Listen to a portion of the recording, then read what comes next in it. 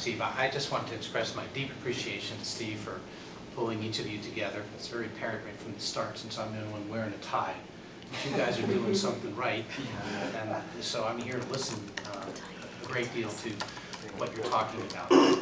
But very seriously, I spent some time, I talked to some folks a while back. Young Buck, Walter Buckley, is a friend, and I remember chatting with him about 6 months ago on the whole issue of angel investors and his concern that there was a niche that was missing in the connection of those things which go from your ideas to the point that you've got banks, folks ready to step in and fully capitalize with other investors, equity investors, your ideas. But there's some critical areas in which it's necessary to have different kinds of support. And his concern was that there's this remarkably vibrant community that's been developed over the course of the last decade. But as with anything, it is things like this are fragile. And we have a community right now that's watching, and if we got to a point where we lost the practice as well as the capacity here for investors, particularly the angel investors, to participate, it would take, in his words, years, maybe decades, to rebuild that which has grown so effectively in this region. Steve, you may have a bigger perspective on the picture, but I was struck with that when I spoke with him some time ago. And Steve and I have discussed on numerous times the great success that he has had in developing businesses. And because the key thing that relates now to the second issue, which is of sort of paramount importance to me in this time and cycle and market, is we have people out there who are looking for jobs.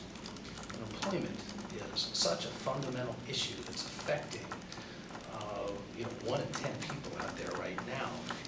And remarkably, I'm seeing two things. You're seeing these kids that are coming out of school bright, looking for that first opportunity. And you're seeing people with some significant experience in their 40s and 50s that have been with companies, and it's not exclusively blue-collar type stuff. People in the financial services industries and others that are now looking for employment. And so the idea of what helps us create jobs is fundamental as well. My purpose in learning your experiences from both perspectives. One, what do we need to be doing if I was successful at winning an election and getting to the United States Congress? What is it that you're looking for? What do you need in the forms of the policies and supports that enable you to do what it is that you are doing or what you're looking to do successfully? In fact, that's why I thought your discussion a little bit at the beginning of this was kind of interesting, because it's kind of, how often does government go in and break something back down again and re-look at the experience, start to think, here's how we could do something better. So I'm kind of intrigued by your thoughts. And then, apart from job creation, what is it that you find has worked for you, or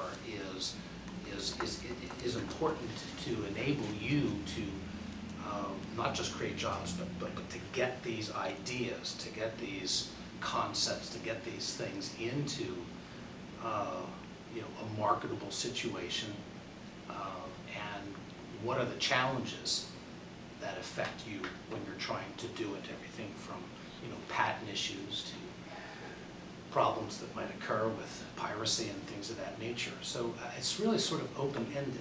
Well, that's a good intro into it. Let's do a little